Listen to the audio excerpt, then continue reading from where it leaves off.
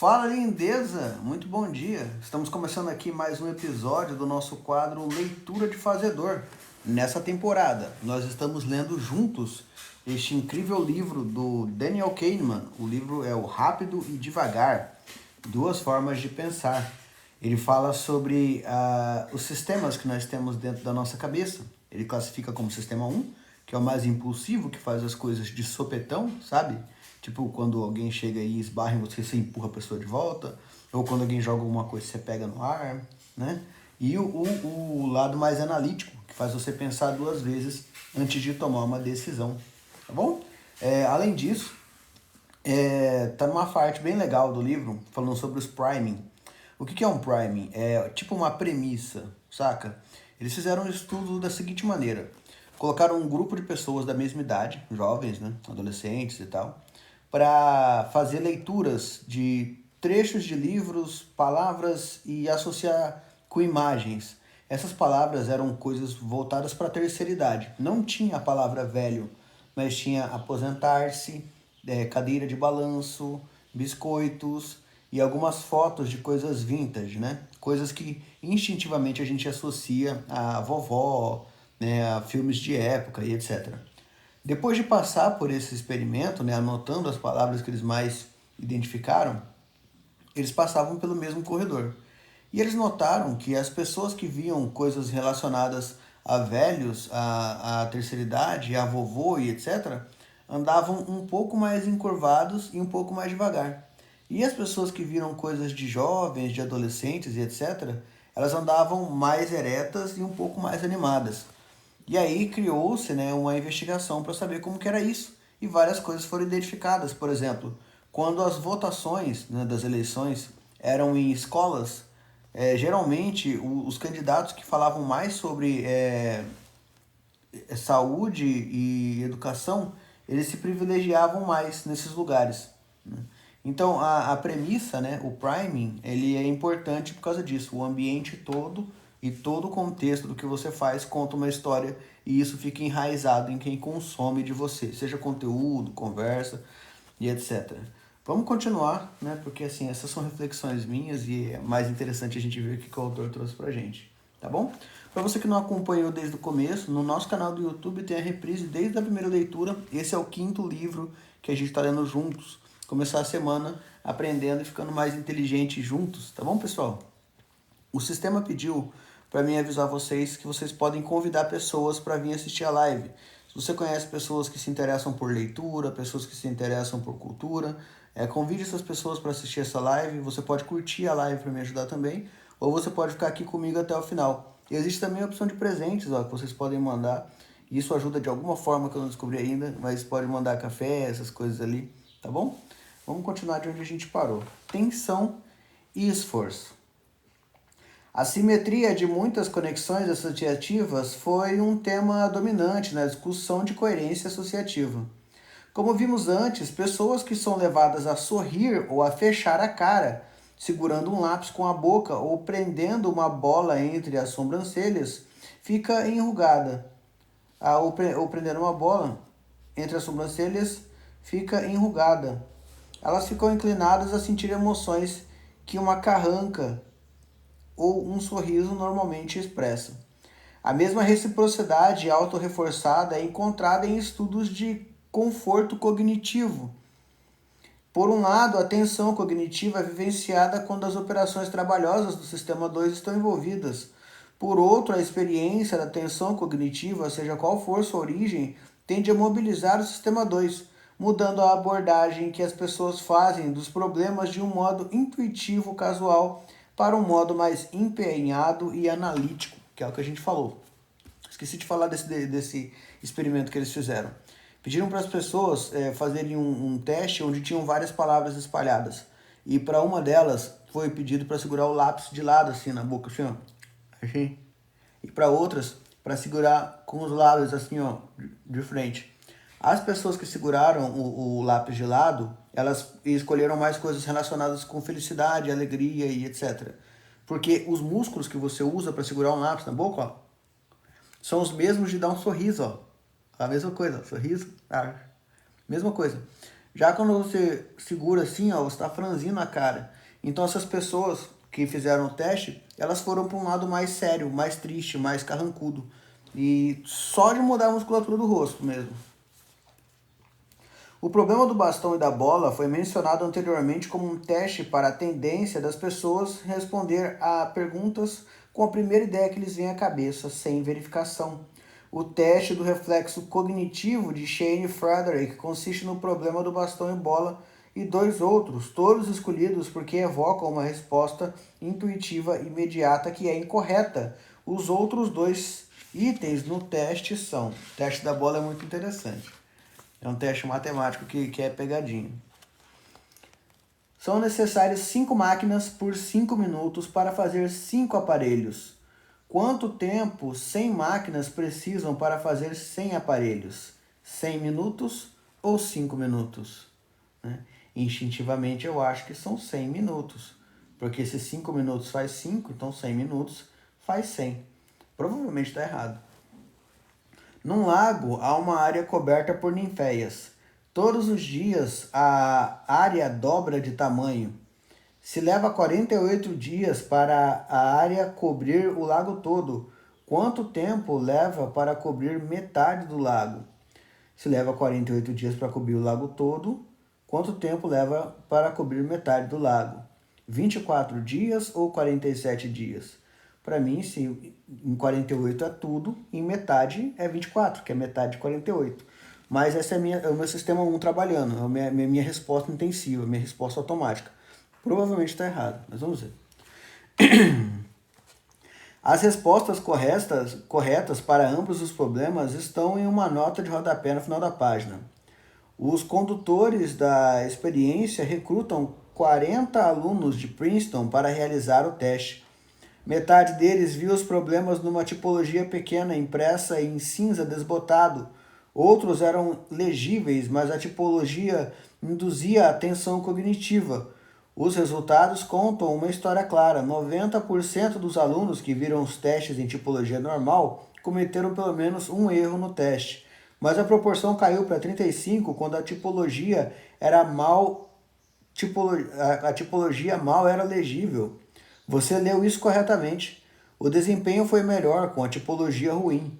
A tensão cognitiva, seja qual for sua origem, mobiliza o sistema 2, que tem maior probabilidade de rejeitar a resposta intuitiva sugerida pelo sistema 1.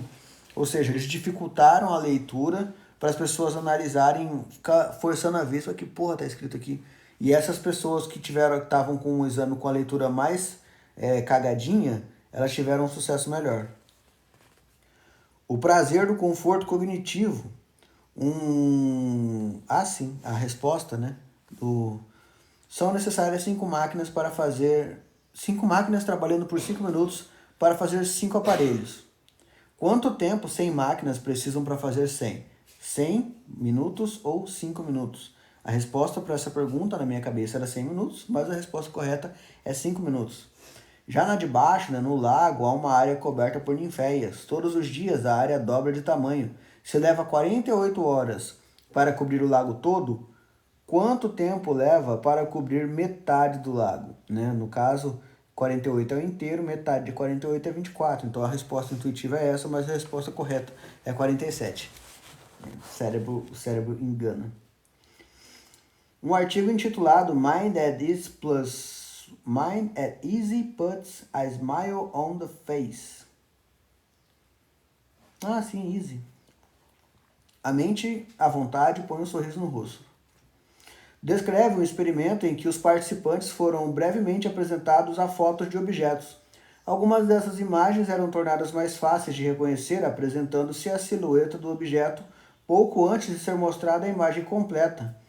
Tão brevemente que os contornos nunca eram notados. Reações emocionais eram medidas, registradas os impulsos... Reações emocionais eram medidas, registrando-se os impulsos elétricos dos músculos faciais. Mudanças de expressão que são ligeiramente breves demais para serem detectadas por observadores. Como esperado, as pessoas exibiam um tênue sorriso e frontes relaxadas quando as imagens eram mais fáceis de ver. Parece ser uma característica do sistema 1 que o conforto cognitivo esteja associado de boas sensações. Como esperado, as palavras de pronúncia fácil evocavam uma atitude favorável. Empresas com nomes pronunciáveis saem melhor do que as demais na primeira semana após uma ação ser emitida, embora o efeito desapareça com o tempo. Ações com um nome comercial pronunciável, como CAR ou LUMO, né, tipo, para quem compra ações, tipo, tem uma que chama MXRF11, né, que a gente compra. E tem outra que chama KNWWZ tal. Ambas têm um preço legal, mas a gente lembra primeiro da MXRF11 porque é fácil, tipo Magalu, Petrobras. Não tô dando indicação de compra, não compra nada da Magalu, tá? Nem da Petrobras. Mas são nomes fáceis de se lembrar quando a gente está procurando alguma ação. Ações com nome pronunciável, como CARI, LUNMOO, têm desempenho superior a acrônimos de trava-línguas, como PXG e RDO, e parecem conservar uma pequena vantagem ao longo do tempo. Um estudo conduzido na Suíça revelou que os investidores acreditam que ações com nomes fluentes, como M e Swiss First e Comet, obterão um retorno superior a títulos desajeitados como Leberit e Ipsomed. Como vimos na figura 5, a repetição induz ao conforto cognitivo e à sensação tranquilizadora de familiaridade. O famoso psicólogo Robert Zanuck dedicou grande parte da sua carreira ao estudo de ligações entre repetição e estímulos arbitrários, e a leve afeição que as pessoas acabam sentindo por ele. Zajonix chamou isso de efeito de mera exposição. Uma demonstração conduzida nos jornais estudantis da Universidade de Michigan e na Universidade Estadual de Michigan é um dos meus experimentos favoritos. Pelo período de algumas semanas, um boxe ao estilo de um anúncio apareceu na primeira página do jornal, contendo uma das seguintes palavras turcas, que soavam como turcas: Kadirga, Sarik, Biruonji, Nansoma e Katifa. Ikitafa. A frequência com que essas palavras eram repetidas variava. Uma das palavras era mostrada apenas uma vez e outras apareciam em 2, 5, 10 ou 25 ocasiões separadas. As palavras apresentadas com mais frequência em um dos jornais universitários eram menos frequentes no outro.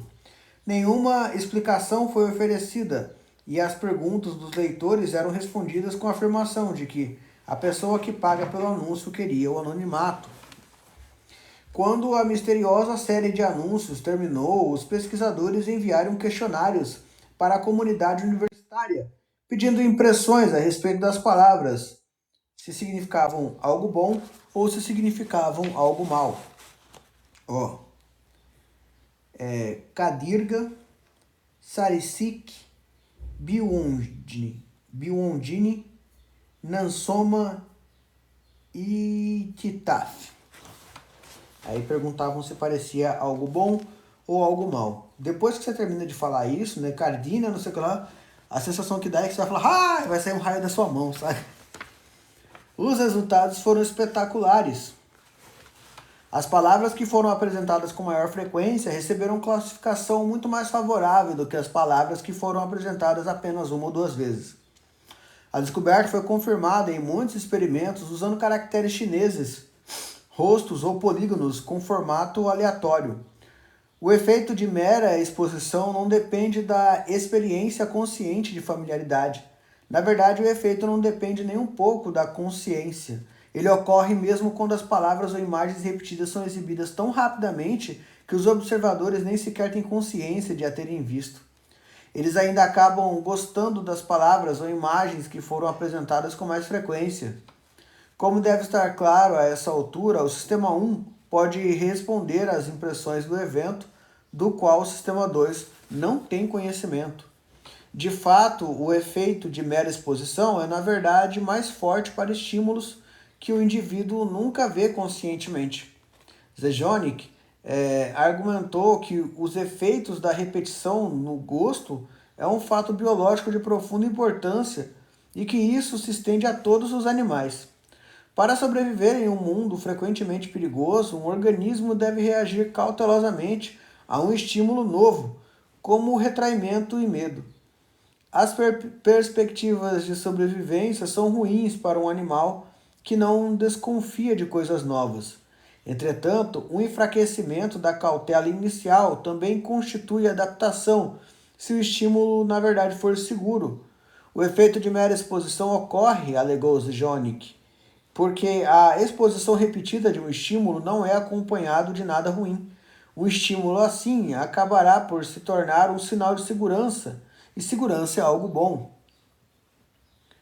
Obviamente, esse argumento não se restringe a humanos. Para prová-lo, um dos colegas de Zizek expôs 2 séries de ovos de galinha fecundados a diferentes sons. Depois de chocados, os pintinhos emitiam regularmente menos chamados aflitos quando expostos ao som que haviam escutado quando estavam dentro da casca. Zizek forneceu um resumo eloquente do que seu programa de pesquisas. Abre aspas para o rapaz. As consequências de exposição repetidas beneficiam o organismo e suas relações com o ambiente imediato, animado e inanimado. Elas permitem que os organismos diferenciem objetos habituais e habitats que são seguros ou não são. Constituem a base mais primitiva das ligações sociais. Logo, elas formam bases de organização e coesão social. As fontes básicas de estabilidade psicológica e social. A ligação entre emoção positiva e conforto cognitivo no sistema 1 possui um longo histórico evolutivo. Isso acontece quando você adota um pet. Não sei se vocês já tiveram essa experiência de adotar um pet que já passou por outras casas. Ele chega na dele, sabe? Ele chega... Vocês querem café? Ele chega na dele, quietinho, de canto, né? Ele não gosta muito de ficar perto. Você dá comida, aí ele já sabe que é ali que ele come, né? Aí você pega a corrente, leva ele para passear, ele já sabe quando você vai pegar a corrente, ele vai passear.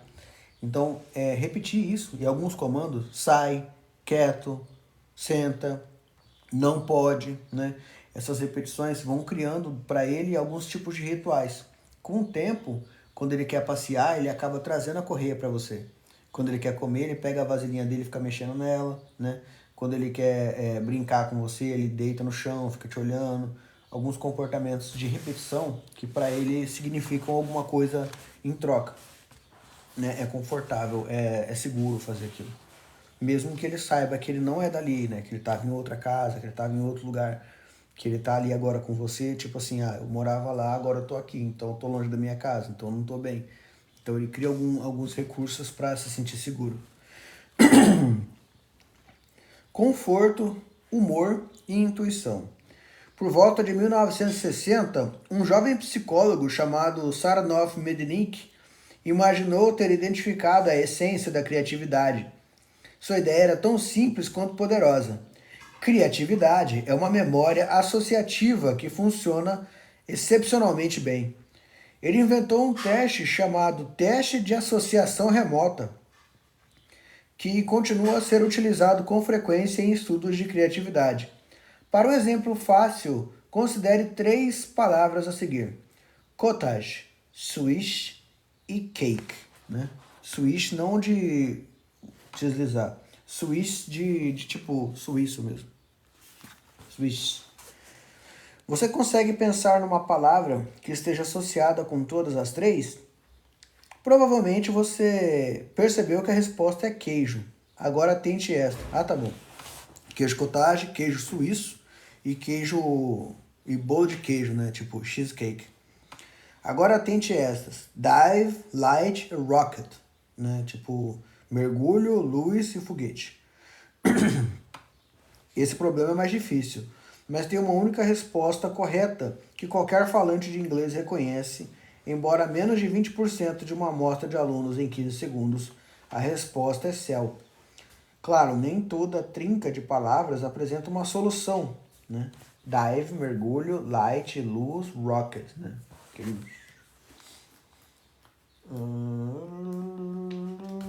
Claro, nem toda trinca de palavras apresenta uma solução. Por exemplo, as palavras sonho, bola e livro não guardam uma associação compartilhada que todo mundo reconhecerá como válida. A não ser que você tenha falado de alguém que era professor ou jogador de futebol. Filme. Eu diria filme.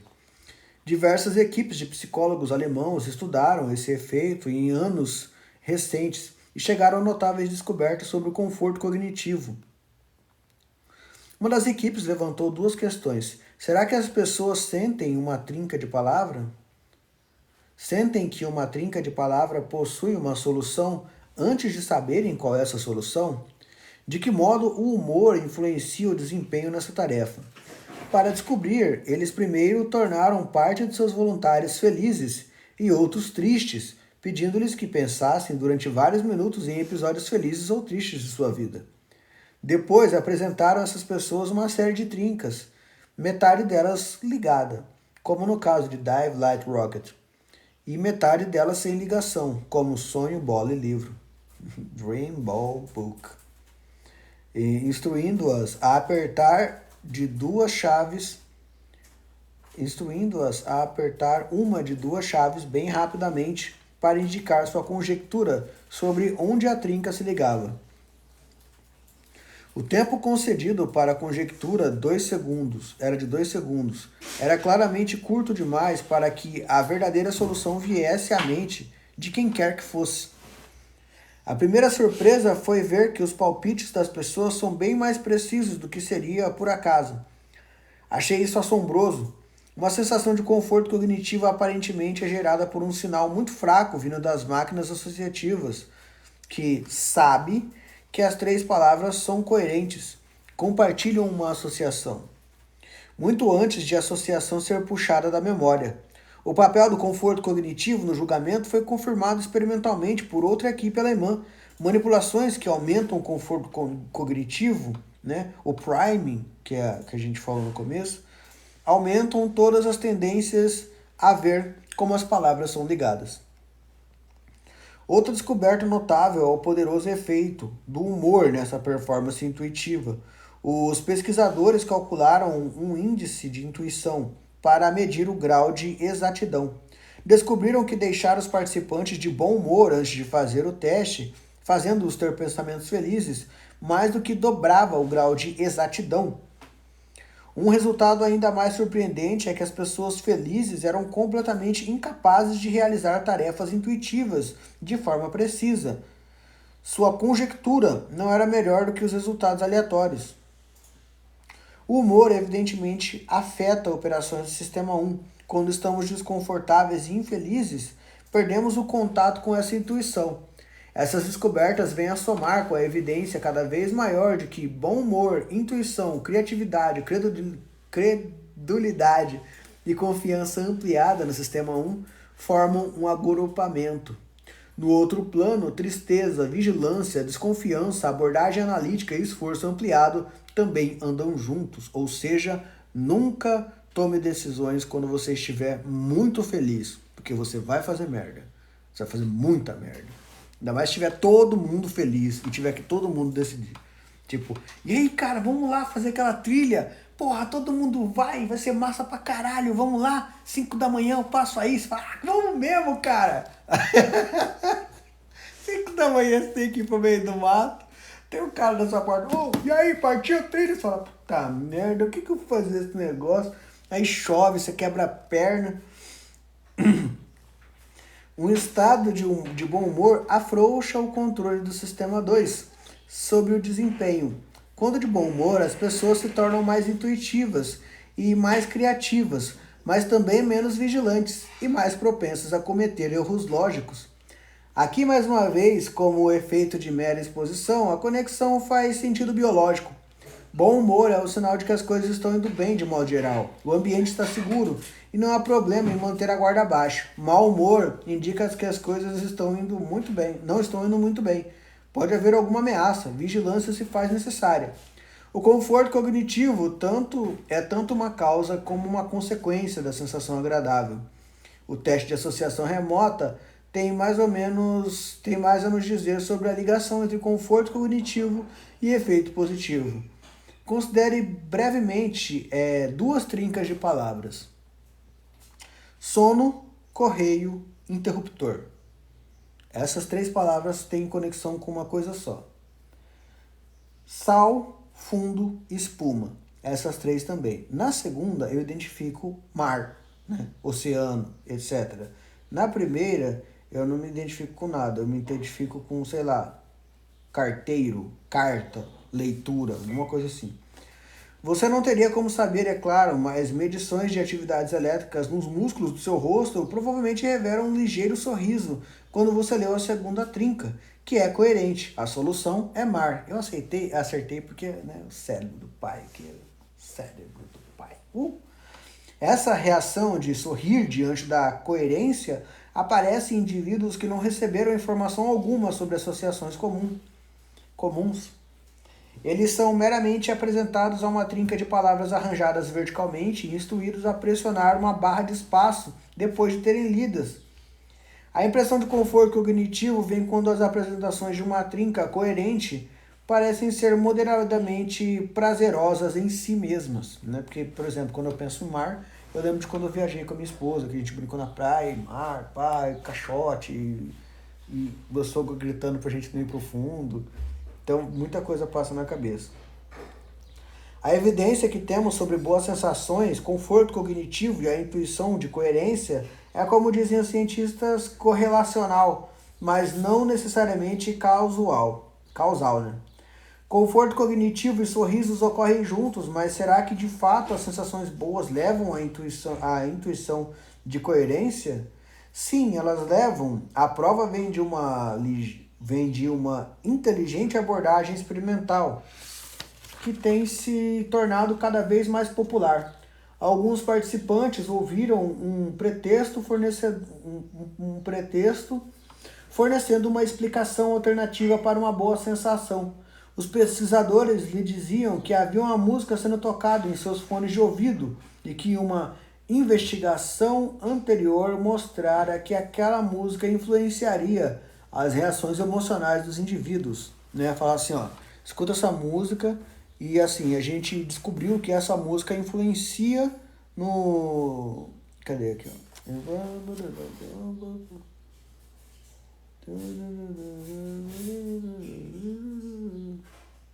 Influencia reações emocionais, mas eles não falaram qual.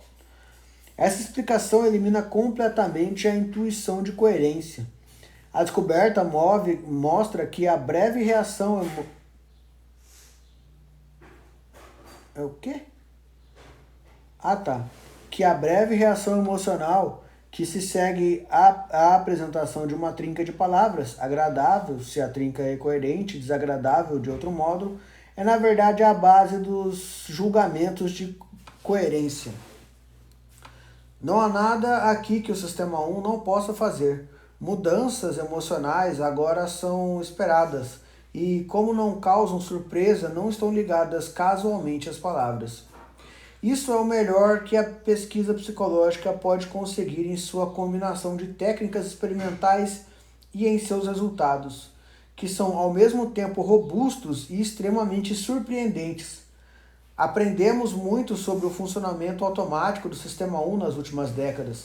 Grande parte do que sabemos teria parecido ficção científica 30 ou 40 anos atrás.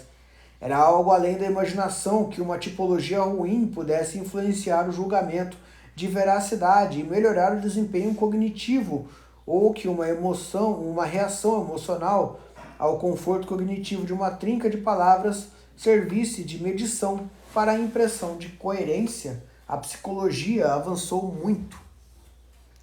Falando de conforto cognitivo, não vamos descartar o plano de negócio deles só porque a tipologia que escolheram não é tão ruim, não é muito legível.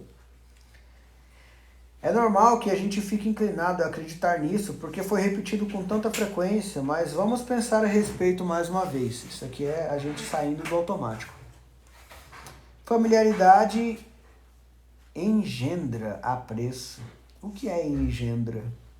Anote essa palavra, engendra. Para mim parece nome de personagem de filme apocalíptico. Sabe? Engendra.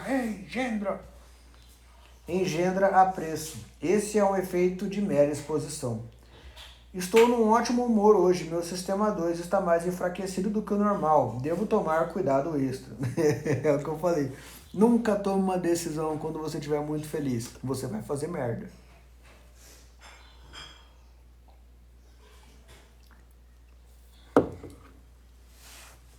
Capítulo 6. Normas, surpresas e causas.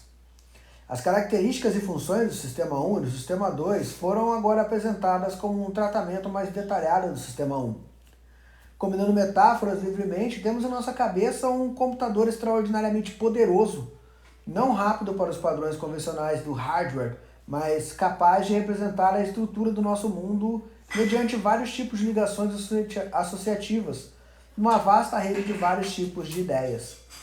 A propagação da atividade na máquina associativa é automática, mas nós, o Sistema 2, temos alguma capacidade para controlar a busca de memória e também para programá-la de modo que a detecção de um evento no ambiente possa chamar a atenção. A seguir entraremos em maiores detalhes sobre as maravilhas e limitações de que o Sistema 1 pode fazer, avaliando a normalidade. A principal função do Sistema 1 é manter e atualizar um modelo de seu mundo pessoal, que representa o que há de normal nele. O modelo é construído por associação que ligam ideias de circunstâncias, eventos, ações e resultados que ocorrem com alguma regularidade, seja ao mesmo tempo, seja dentro de um intervalo relativamente curto. Conforme essas ligações são fornecidas e fortalecidas, os padrões de ideias associativas vêm representar a estrutura de eventos em sua vida e determina o tanto de sua interpretação do presente como suas expectativas do futuro. Capacidade para a surpresa é um aspecto essencial de nossa vida mental. E a própria surpresa é o indicativo mais sensível de como compreendemos o mundo e o que esperamos dele. Há duas variedades principais de surpresa. Algumas expectativas são ativas e conscientes. Você sabe que está esperando que um evento particular aconteça. Quando a hora se aproxima, você fica esperando o som da porta. Você fica esperando quando a hora se aproxima. Você pode ficar esperando o som da porta quando seu filho volta da escola, ou quando a porta abre e espera o som de uma voz familiar. Você ficará surpreso se o evento ativamente esperado não ocorrer de fato, mas há uma categoria de eventos muito mais ampla que cria uma expectativa passiva em você. Você não espera por eles, mas não pode ficar surpreso quando acontece. São eventos considerados normais em determinada situação, embora não suficientemente prováveis para serem ativamente esperados. Não faço ideia do que ele está falando. Um incidente isolado talvez torne uma recorrência menos surpreendente. Há alguns anos, minha esposa e eu estávamos de férias em uma pequena ilha da Grande Barreira de Corais. Havia apenas 40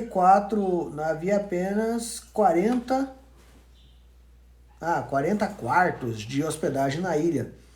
Quando fomos jantar, ficamos surpresos ao ver uma pessoa conhecida, um psicólogo chamado John, sem H. Primeira vez que eu vejo um João sem H. Deve ser francês. Nós nos cumprimentamos calorosamente e comentamos a coincidência. João foi embora no dia seguinte. Cerca de 2 semanas depois, estávamos em um teatro em Londres. O espectador chegou atrasado e sentou ao meu lado, depois que as luzes se apagaram. Quando as luzes foram acesas, para o intervalo, vi que o vizinho de poltrona era João. Minha esposa e eu comentamos mais tarde termos ficado simultaneamente conscientes de 2 fatos. Primeiro, essa era uma coincidência mais notável do que o primeiro encontro. Segundo, ficamos nitidamente menos surpresos de encontrar João na segunda ocasião do que na primeira. Evidentemente, o primeiro encontro mudara de alguma maneira a ideia de João em nossas mentes. Ele era agora o psicólogo que aparece quando viajamos para o exterior. Nós, Sistema 2, Sabíamos que a ideia era ridícula, mas nosso sistema 1 havia feito parecer quase normal encontrar João em lugares estranhos. Teríamos ficado muito mais surpresos se tivéssemos encontrado qualquer outro conhecido que não fosse João na poltrona ao lado da nossa de um teatro londrino. Por qualquer medição de probabilidade, encontrar João no teatro foi muito menos provável do que encontrar uma das centenas de nossos outros conhecidos, embora encontrar João parecesse mais normal. Sobre algumas condições, expectativas passivas rapidamente se tornam ativas, como descobrimos em outra coincidência. Em uma noite de domingo, há alguns anos, íamos de Nova York a Princeton, como vínhamos fazendo todas as semanas por um longo tempo. No caminho, vimos uma cena incomum, um carro pegando fogo na beira da estrada. Quando passamos pelo mesmo trecho de estrada no domingo seguinte, outro carro estava pegando fogo ali. Mais uma vez percebemos ter ficado nitidamente menos surpresos na segunda ocasião do que ficamos na primeira. Aquele era agora o lugar onde os carros pegam fogo. Como as circunstâncias da recorrência eram as mesmas, o segundo incidente foi suficiente para criar uma expectativa ativa. Durante meses, talvez anos após o evento, lembraríamos dos carros pegando fogo sempre que chegávamos àquele ponto da estrada e ficaríamos inteiramente preparados para ver outro, embora, é claro, isso nunca tenha ocorrido. 2 foi o máximo. O psicólogo Dale Miller e eu escrevemos um ensaio em que tentamos explicar de que maneira os eventos vêm a ser percebidos como normais ou anormais. Vou usar um exemplo da nossa descrição, a teoria da norma, embora minha interpretação disso tenha mudado ligeiramente. Um observador, olhando casualmente para os fregueses numa mesa próxima em um restaurante fino, nota que o primeiro cliente a provar a sopa tem um estremecimento como que sentindo dor. A normalidade de uma multiplicidade de eventos será alterada por esse incidente. Não causa surpresa agora que o cliente que provou a sopa primeiro leve um susto violento quando tocado por um garçom. Também não é de surpreender que outro cliente reprima uma exclamação ao provar a sopa da mesma terrina. Esses eventos e muitos outros parecem mais normais do que teria sido de outro modo.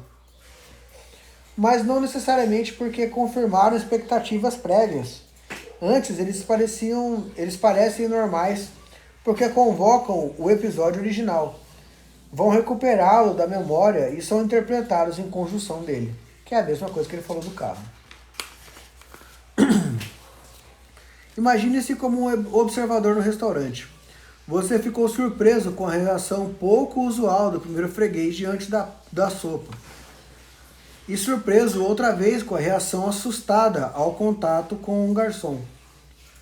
Entretanto, o segundo evento anormal vai recuperar o primeiro da memória e ambos fazem sentido juntos. Os dois eventos se encaixam em um padrão em que o freguês é uma pessoa excepcionalmente tensa. Por outro lado, se a próxima coisa acontecer após a careta do primeiro freguês, vamos lá. Por outro lado, se a próxima coisa acontecer após a careta do primeiro freguês for um outro cliente rejeitando a sopa, essas duas surpresas ficarão ligadas e a sopa com certeza levará a culpa.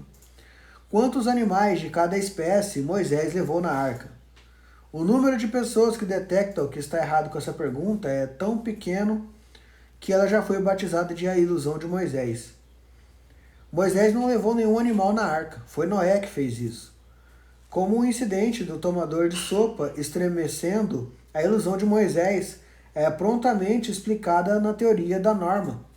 A ideia de animais entrando numa arca conduz ao contexto bíblico e Moisés é associado nesse contexto. Não que você esperasse positivamente, mas a menção de seu nome não é de surpreender. Também ajuda que Moisés e Noé tenham o mesmo som de vogal, o mesmo número de sílaba, como no caso das trincas, que geram conforto cognitivo, você inconscientemente detecta a coerência associativa entre Moisés e Arca, e assim rapidamente aceita a pergunta. Substitua Moisés por George W. Bush na frase e você provavelmente terá uma piada política fraca, mas nenhuma ilusão. A gente poderia testar quantos animais de cada espécie George W. Bush colocou na arca. O quê? Quando algum cimento não se encaixa no contexto corrente das ideias, os sistemas detectam anormalidade. Como você acaba de experimentar, você não faz nenhuma ideia particular do que viria depois de algo, mas soube assim que a palavra cimento apareceu, que ela era anormal nessa frase. Eu achei que era um erro. Eu achei que era acontecimento, mas está só cimento. Um livro cheio de piadinha. Estudos de reações cerebrais revelam que violações da normalidade são detectadas com surpreendente velocidade e sutileza. Em um experimento recente, as pessoas escutavam a frase: "A Terra gira em torno do problema todo ano." A Terra gira em torno do problema todo ano. Um padrão característico foi detectado nas atividades cerebrais, disparados 2/10 de segundo após o início da palavra estranha.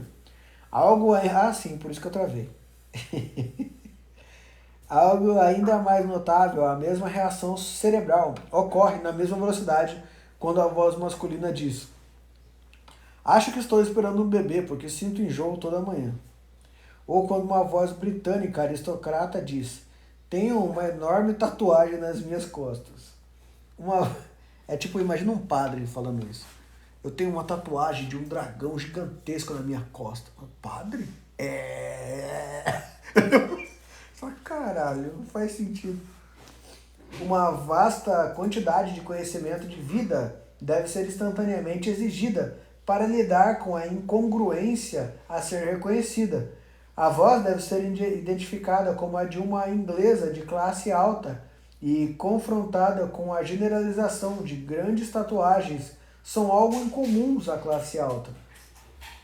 Somos capazes de nos comunicar uns com os outros porque nosso conhecimento do mundo, o nosso uso de palavras, são amplamente compartilhados, como quando menciono uma mesa, sem entrar em mais detalhes, você compreende que me refiro a uma mesa normal. Sabe com segurança que a superfície é aproximadamente nivelada e que o objeto bem menos do que 25 que o objeto tem bem menos que 25 pernas. Temos normas para uma vasta quantidade de categorias e essas normas fornecem o pano de fundo para a detecção imediata de anomalias, como homens grávidos e aristocratas tatuados. A fim de apreciar o papel das normas na comunicação, considere a frase: "O rato grande escalou a tromba do elefante muito pequeno." Posso contar com o fato de que você tem normas para o tamanho de ratos e elefantes, que são muito diferentes das minhas. As normas especificam um tamanho típico ou médio para esses animais e contém também informação sobre o leque de variabilidade dentro da categoria. É bem pouco provável ter surgido na mente de qualquer um de nós a imagem de um rato maior que um elefante, passando por cima de um elefante menor do que um rato. Em vez disso, todos nós separadamente e conjuntamente visualizamos um rato menor do que um sapato escalando um elefante maior do que um sofá. Eu pensei num rato maior que um rato normal e de um elefante menor que um elefante normal, não num rato maior. Até porque, eu não sei se é verdade, mas a cultura pop emprega que ratos têm medo de elefante. Não, elefante tem medo de rato. Já viu isso, amor? Eu vi porque todo filme da Disney, quando alguém mostrava um rato pro elefante, ele saía bem louco. O sistema 1, que compreende a linguagem, tem acesso a normas de categorias, as quais especificam o alcance de valores plausíveis, bem como casos típicos. Vendo causas e intenções. Você quer saber o que acontece agora? No Vendo Causas e Intenções? Se você quer saber, eu te espero aqui amanhã, na continuação da nossa leitura de Fazedor, onde nós lemos todos os dias um trecho de um livro. Esse é o 5º livro que a gente está lendo juntos, tá? A média de leitura dos brasileiros é 2 livros por ano. Esse ano a gente leu 5, tá bom? Então estamos acima da média dos brasileiros, estamos ficando mais inteligentes juntos, aprendendo bastante, nesse caso, sobre a nossa mentalidade. Mas, se você ir lá no nosso canal do YouTube, digitar Gustavo Aron, Store Labs ou Leitura de Fazedor, que é o nome dessa live, você vai ver que todos os livros que a gente leu juntos estão lá em reprise. Então você pode aprender lá sobre marketing, sobre atendimento, sobre o que é branding, sobre como contar a história da sua empresa, várias coisas legais que a gente aprendeu junto no decorrer desse ano. Bom, como eu sempre falo para vocês, agora é só colocar em prática o que vocês aprenderam nesse livro. Vamos para cima e um beijo lá naquele lugar. Até amanhã, pessoal. Fiquem com Deus.